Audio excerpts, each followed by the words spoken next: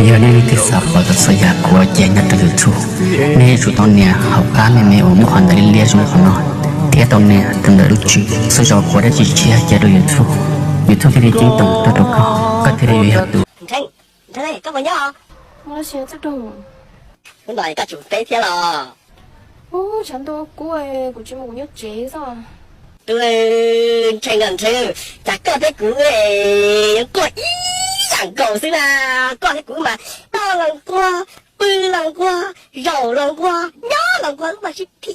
thật vậy à rồi yêu đi coi của thiết thả con lắm mà. Dạ tiền đi coi nó sẽ có vấn đề của một tay ít gì mà Tôi tôi rõ này tôi chỉ muốn đi từ chúng tôi ý đi coi có thể tụi phải chúng tôi chấp lời của thiết thả con lắm mà. Thiệt à nhưng mà chế một lý cơ hay mà cùng con của tôi có khổ nhưng mà chế tôi có nói kìa Khâu khẩu ấy yêu nó chi nó khẩu chê giờ một trâu chứ mà mò nhiều cái tiền thì cũng cả tôi đánh vào chứ kìa yêu đi chả có thể chính nó mà. Tôi xem tao cũng chính là cũng cả tôi là cân nào thì tôi vì cho cũng nhẹ có ta